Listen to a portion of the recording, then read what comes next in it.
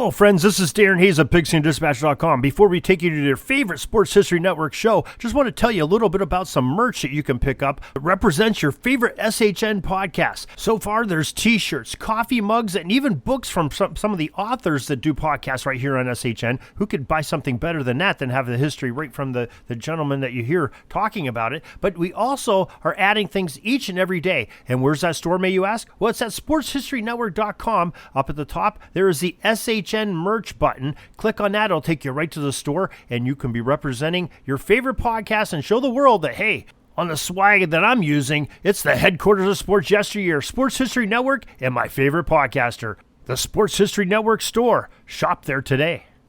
Welcome back to Basketball History 101, part of the Sports History Network. I am your host, Rick Loayza, and this is a podcast where we bring to life some of the forgotten stories from basketball history. We are bringing old school basketball to a new school audience, and today we bring you a special interview with former NBA player Dean Tolson. When I first found out about Tolson's story, I just knew that I had to share it with you. He got to live the dream of putting on an NBA uniform and playing against the best players in the entire world. An incredibly few number of players ever get to play in the NBA, and Dean Tolson is one of them. He played for the Seattle SuperSonics from 1974 until 1978, with a couple of breaks in the middle of that. But his story goes much deeper than that. He made it all the way to the NBA while being illiterate. He was passed through his classes at high school and at the University of Arkansas because of his rare basketball talent. It was not until the end of his basketball career and at the urging of his mother that he returned to the University of Arkansas to get his bachelor's degree for real. And he went back later to earn his master's degree, magna cum laude. He tells his story in his book entitled Power Forward, My Journey from Illiterate NBA Player to a Magna Cum Laude Master's Degree. So, without further ado, here is my interview with Dean Tolson.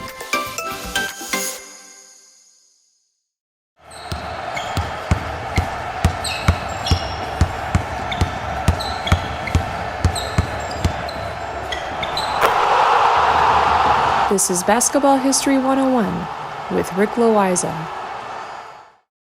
Hey, good morning, Dean. Thanks for coming on. I know I wanted to get into your book here, which I read, and it was an extremely powerful story. I really enjoyed it and was inspired by it. It makes me happy, Rick. Oh, well, yeah. So the book, by the way, is the book is titled Power Forward, My Journey from Illiterate NBA Player to a Magna Cum Laude Master's Degree. And I know in the story you came up and you talk about how as a young kid, you didn't care for school very much. You know, for you it was mostly hang out and play time with your friends. And you get all the way through high school, through the University of Arkansas, and into the NBA without being able to read or write at a functional level. And I know in looking back at that, it was there any point before you go back the second time that you thought, man, I missed something here. Man, I wish I knew how to read or write. I wish I could read this contract. It never dawned on me, Rick, that I couldn't read or write.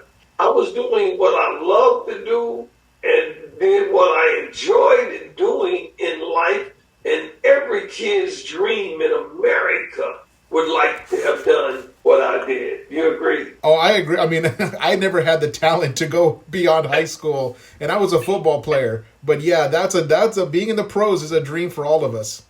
But you had an education. I do have an education. And that's the difference between you and I, Rick. See, if you don't have an education, then you tell me what you think one would know about having an education. They know nothing. That's why they don't have one. Right. And that makes a lot of sense. So I wanted to go into the way you feel about some of the coaches that you coached that allowed you to get through, bringing you in because of your basketball talent. Pass me on. They just kept passing you on because obviously you were a highly skilled player and never really saying, hey, by the way, maybe you want to read a book while you're here. Maybe, right? Yeah. My mother started that trend in the 5th grade. I flunked the 5th grade twice. Basketball, never became prevalent. And so they was going to flunk me a third time. My mother came up to the school and said, no. You're going to make him look like a clown. He's the biggest kid in this class. Even though he's not passing, I want you to pass him on. So I passed on to the 6th grade, and that's when it really hit home that I'm in trouble. But I didn't care. I didn't know enough to care. Right. Your friends are moving on. Yeah, and my mom had an 8th grade education, so she didn't know a lot about it either. And my dad had a 3rd grade education. So my family and mother and father were working people who never became educated. And so quite naturally, we didn't study at night, and we didn't bring our books home from school. We cut class and skipped class, and, we did all those negative things that I should not have been doing, but I didn't know any better. As long as we was inside the schoolhouse, that's all our mother cared about, is she wasn't running up and down the street with the gangs and the hoodlums. You better be in that schoolhouse. If she finds out, you're going to get it if you ain't in that schoolhouse.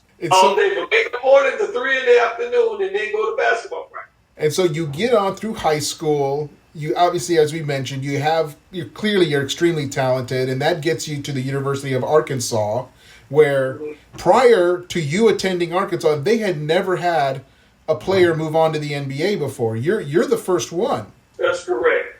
And I was putting up NBA draft numbers. I averaged 23 points a game and like 14.7 rebounds a game, almost 15 rebounds a game my senior year. And so those are big numbers. Yeah, those are huge numbers. And then that got you to put you on the radar of the Seattle SuperSonics. I believe it was the assistant coach who had known from, I want to say, University with Slick Watts. Yeah, and they brought you in. There was a 5th round. You were drafted. Yeah, I should have went higher than that with the numbers. It was 10 players drafted. Out of all 10 players, I had the highest numbers out of all 10 players, including the first round pick that won the national championship with North Carolina, David Thompson. That's Tom Burleson, 7'4". Him and David Thompson won it that year, my senior year. Yeah. Bill Walton didn't win it. They beat Bill Walton. Right. Yes, that was the one to his team, Bo Walton's, I think, senior year. And so my numbers was better than Tom Burleson's. So you get there and you get to camp as a rookie. You're coming into the next level, and the great Bill Russell is the man who brought you in, was the coach at the time. And so for you, what was the difference between moving from Arkansas? You're playing the Division I level, and you're going to the NBA. What was that adjustment like for you? It made me a better player because I thrived on the best competition. That's how I grew up. The guys that claim that they're better than me, I wanted to play against them. If I had to check Michael Jordan, it's like, where is he? Where is he? I'm looking for him. Yeah. No, and I think throughout my career with Robert Parrish, with Bill Walton, with Larry Keenan, any of them, they wasn't stopping me.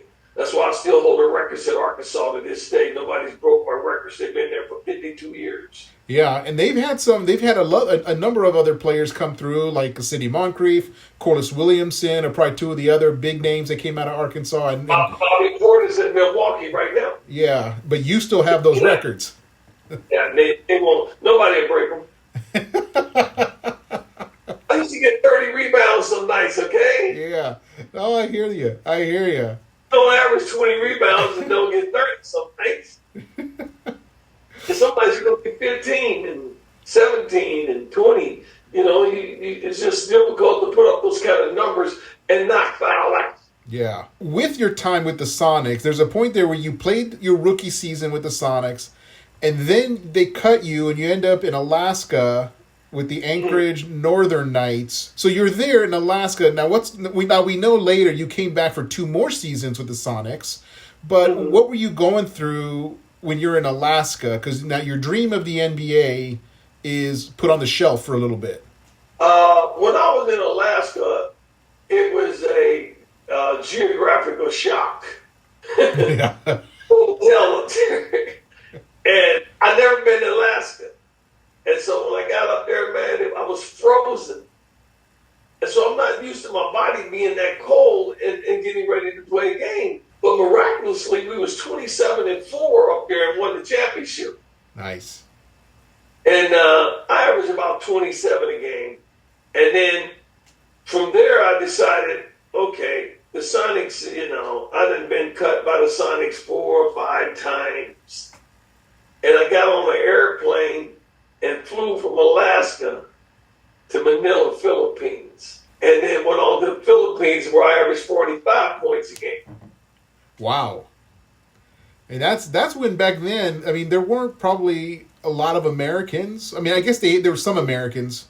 There were 2 NBA players on each team over there. Okay. And me and Larry McNeil was the NBA player on my team. Larry McNeil and myself went to Marquette. He's still the lead scorer at Marquette. It's not Dwayne Wade. Yeah. Not Mo Rivers. Right. It's Larry McNeil. Now, in going back to the late 70s, early 80s, and I want to be fair because the guys in the Philippines, I mean, they're professionals in their own right for that country. But was it a situation where they're just like feed the Americans and let's give them the ball and?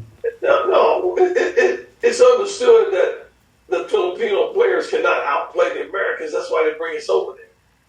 So the battle was against the 2 Americans on each team. That was the battle who could win the game. Yes. So Larry and I was putting up so much points. Larry put up 50 points. I put up 40 points. We got 90 points. And so they changed the league over there and only went to 1 player on the floor at the same time because of me and Larry. So now you guys had to take turns subbing in for each other. Yeah, exactly. Because these other guys, they're mud ducks. And they can't play. They score 10 and 12 and 15 points a game coming over there. And they end up sending them back home because they can't play. Yeah. And so the Boston Bullets came over there and played us too. And you played them pretty close. I think in the book you mentioned it was only like a 6 or 8 point difference. 7, 8 point. And Larry scored like 27 to 28. And I had like 25. And all I was looking for is somebody to give me another opportunity to get back into the NBA. Right. And then you did come back and played a little bit. You did come back and you played a little over like a season, and then a few games after that. Well, I never got complacent like I did in Seattle with no other NBA team. I went to the Rockets, I went to Atlanta, and I went to New York Knickerbockers with Willis Reed. Yeah, so you're kind of hopping around, and I know at some point, you're down in South America, you're over in Greece, because you just want to play somewhere. Yeah, I played all over the world. I just wanted to live out my love, man. Yeah. I wanted to live that love out in the NBA, but I was politic and blackballed out of that opportunity for no apparent reason. At any point, do you ever get an explanation from anybody? No. Because I know officially you're credited with 3 seasons of NBA basketball, and the explanation for what you just mentioned is power forward. Well, this is a good place to take a break, and we'll be right back with more on my conversation with Dean Tolson. This podcast is part of the Sports History Network, your headquarters for the yesteryear of your favorite sport. You can learn more at sportshistorynetwork.com. At the Sports History Network, we're all about sports yesteryear, and so we're so pleased to introduce you to Row One, an online memorabilia gallery and shop that brings your sports history to life anywhere. The Row One gallery includes over 5,200 gorgeously reproduced prints of team posters, game program covers, game tickets, advertisements, and more in baseball, pro and college football, pro and college basketball, and more. And any gallery item may be printed in a variety of sizes on wood, metal, canvas, acrylic, or poster paper. And in Row One shop, check out the thousands more of unique items with the retro and historical designs dating back to 1876, including t-shirts, long sleeve shirts, phone cases, mugs, blankets, pillows, towels, and even shower curtains. Go to sportshistorynetwork.com, ROW1, for access to the full Row One catalog and for gallery prints and gift items, plus get a 15% discount off all prints on the Row One Pictorium Gallery with coupon code SHN15. Follow the link on the show notes.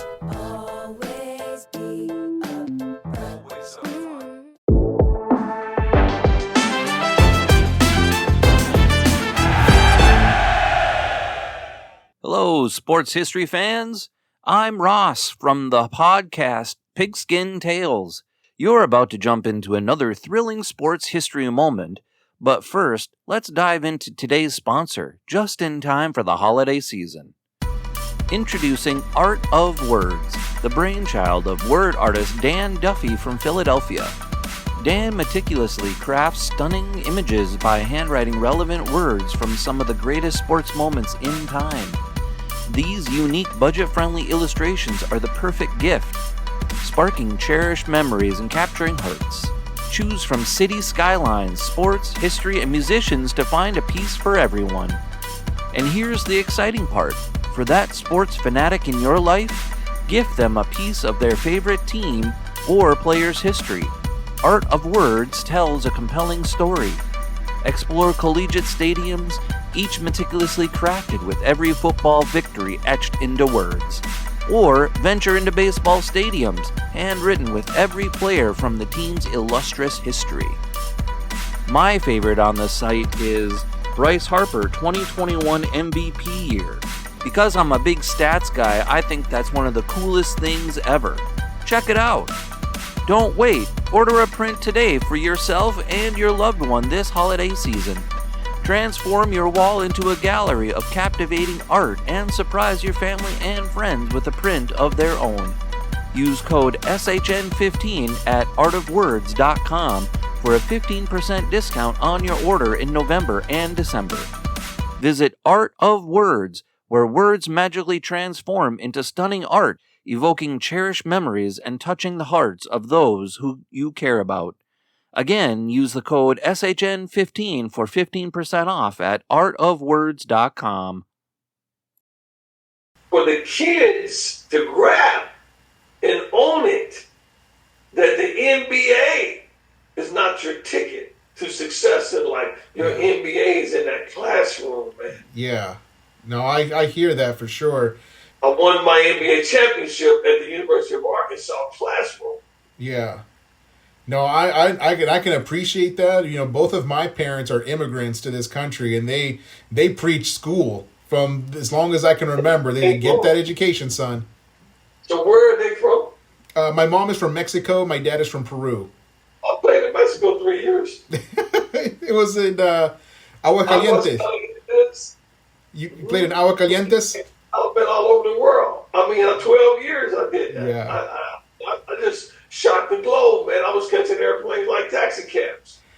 I was gonna say, it'd be interesting to see if you still have all of those jerseys. It'd be awesome to see that collection. Well, there's some of them in my book. You know, I think Atlas Greece is in there, but you know, when you publish a book, they don't allow you to put too many pictures in. Right.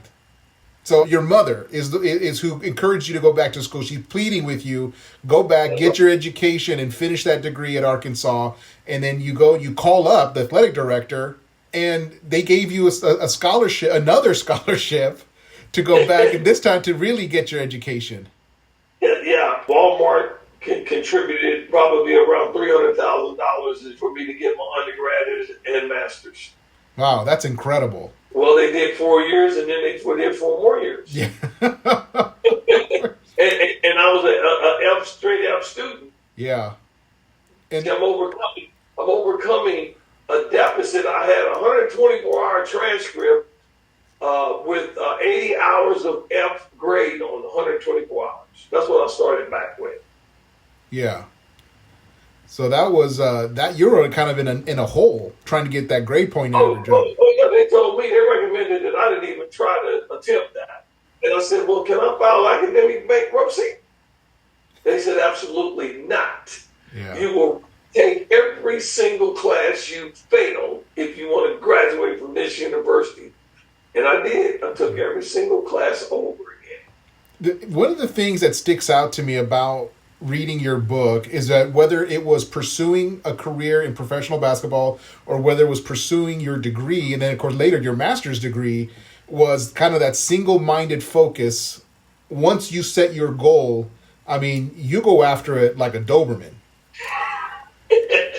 Yeah, I lock in because that's what kids have to understand. You have to transfer that same inspiration from the basketball court to the classroom, and from the classroom to the basketball court. You can't be an athlete and no student. You got to be the student athlete in school, or you're gonna fall short somewhere. Yeah, it's incredible. I mean, what you did to go back in your 30s to get your bachelor's degree, and then you returned in your 50s to get a master's degree.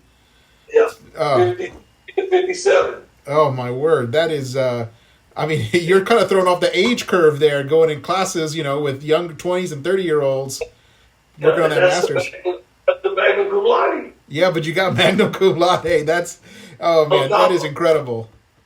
Yeah, no professional athlete in American history has ever done it. Yeah, I can't imagine.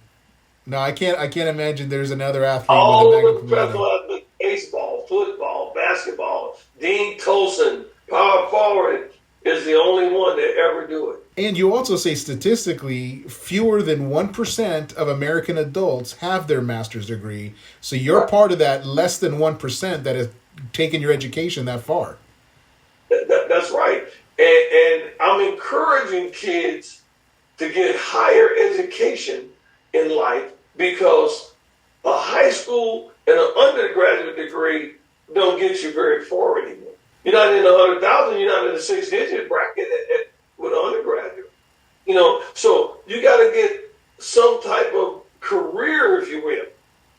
Even though I didn't win or I failed at a number of them, they were careers. Mm-hmm. Just like the carpet business that you saw in Tacoma.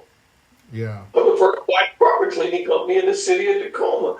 I ran that company for 20 years. You can call it a failure if you want. It lasted 20 years. No, that's a success in almost by any reasonable measure. And this is what I'm saying to you about these kids understanding this transition from one career to the next, or one level of education to the next. Mm-hmm. And you excel at every level.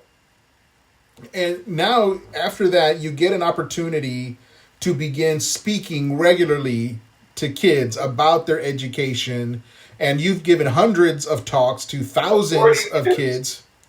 40 years I've been doing it. Yeah, and what's the response you get from the kids when they hear you talk? The kids stick to me like a magnet. I just got that energy about me that they love. Yeah. And kids are resilient, and they want an adult to tell them what can help them become successful. They want you to do this. Yeah. That's what I found out. They want to take instructions from you so they can do better themselves. It's just a natural, innate instinct for them to want to achieve. Right. They want to be good at something. Yeah, but the way society is going right now, they're making that out of a competition thing for them. And it shouldn't be that. It should be a fun thing. Like, I always hated learning because it always felt it was forced on me. And then when I did try to learn, I couldn't grasp the knowledge and have any success at doing it. So you give up and you quit.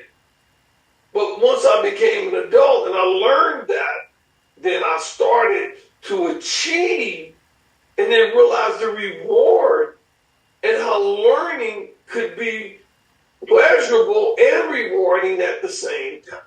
That's an incredible message, and I'm thankful that you're out there doing it, because that's what that's the same thing I heard from my own parents, about getting my degree so I don't have to struggle like they did, and make, do something with your life. Sense. Yeah. It makes sense. And these kids, they're too young to figure it out. Right. Yeah, they need somebody. That's why they got you and me. See, read the book, Power Forward. It explained this stuff to you. All of these learning systems I developed, did you see them? I developed those myself. Nobody taught them to me. And I want to teach it to kids, but I get so politic out of the opportunity because of the NBA. They lose sight of what I'm trying to really do here. And the whole United States needs to get behind me and get this done for these kids. Yeah. See, everybody. If you can sell 160 million of Harry Potter's book, you should be able to sell 200 million of this book to these kids for their future and the success of this country. I totally agree with you, because I know that in some of the communities, like for example, where you grew up in Kansas City, and to be honest, kind of the area where I grew up in Southern California, there is this attitude sometimes that it's not cool to be good at school. Right. And I don't get it, but Yeah. Go to school. yeah, go to school. And so you've got this really powerful message, because I think something like it's only like 1 in 100,000 high school basketball players end up in the NBA. I mean, if you can get all the way, it's such a tiny percentage that make it that far, but everybody can get their grades up. That's right. You everybody can learn something. Right. You might not learn at the level that your peer learned at, but you only need a C to graduate. Yeah. That's right. And see, and so all I figured out was all I had to do was just go to class, turn in my assignment, take the test, get a C out of the class, and graduate. I wouldn't even do that. Yeah. Because I hated school. I hated school with a passion. Nobody hated school worse than Dean Tolson in the whole world. Yeah. But and so I figured out. Yeah. I could do it. Yeah. And I wanted to I know we're coming up at the end of our time here, but I wanted to also ask you about your health. I know you suffered with some back injuries. I think it's the L4, L5 disc, ACL in your knee. How are you feeling today? I just had ablation surgery, afibrillation surgery about a month ago. Okay. And they sleep and they burned off an artery in my heart and got my ticker going back in rhythm. And then they installed a loop quarter in my chest to count the heartbeats per minute to make sure it don't jump back out of rhythm again, which could possibly cause a heart attack or a stroke. And that's where I'm at right now. Okay. Well, I wanna thank you so much for your time, for your message to the kids, for you going back and getting a master's magna cum laude. I mean, it really is such an incredible story, and I appreciate your time. And again, the book is called Power Forward, and we'll put a link in our episode description so where they can find that and get that, push the audience to you. And have your listeners tune in go to my website, deantolson.com, and they can read about many of the things that we talk to and share them with their kids and their family and the community. Thank you again, Dean, for your time and just for your incredible story. And good luck to you and continued health. Keep following me. Thank you, Rick. You have a wonderful day as well. I want to thank Dean Tolson for his time to share his story with us. He is such an incredible man. He has the energy and enthusiasm for life of a man half his age. Despite many of the hardships that he endured throughout his life, he still has an incredible love for people and for what life has to offer. And he has been able to touch the lives of thousands of students with his story and the value of an education. My best wishes to Dean Tolson and his continued work in sharing his story. In the show description below, there is a link to the Dean Tolson website and an Amazon link to purchase his book. Again, Power Forward, My Journey from Illiterate NBA Player to a Magna Cum Laude Master's Degree. I thoroughly enjoyed reading this book, and I know that you will too. So thank you for joining me on this special episode, and come back next week for our next story. That's next time on Basketball History 101, part of the Sports History Network, the headquarters of Sports Yesteryear. Go to sportshistorynetwork.com to find out more about this and other sports history podcasts. If you like what you hear, please hit that subscribe button wherever you get your podcasts. And check out our page on Facebook. It's called Basketball History 101 Podcast. There you will find shorter historical posts as well as comments and discussion starters on today's game. I'll also announce there when new episodes come out. I want to thank my producer and editor, Jacob Loayza. Join us each week as we continue to mine the history of basketball for more great stories from the past. Take care and see you soon.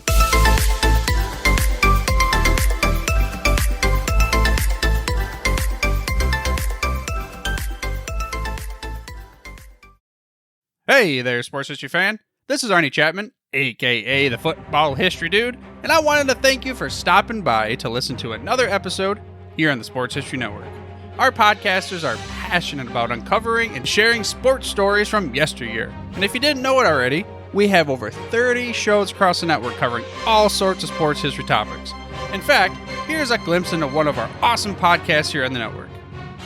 This is Mark Mortier, and if you're a sports history fan like me, tune in and hear me talk about some great sports moments of the past. Growing up during the 1970s, I got to watch some of the most iconic moments in sports history. Hank Aaron breaking Babe Ruth's home run record. Willis Reed limping out of the locker room in Game 7 of the NBA Finals at Madison Square Garden as the fans erupted with a thunderous ovation. The 1980 Miracle on Ice as Team USA defeated the powerful Soviet Union in the Olympics. Listen every Tuesday on Yesterday's Sports. How about that? I bet you're super hyped to go listen to that new podcast, right? Well, to learn about this show and all the other podcasts on the network, head over to sportshistorynetwork.com/podcast. Again, that's sportshistorynetwork.com/podcast. Head over there today to find your next favorite sports history podcast.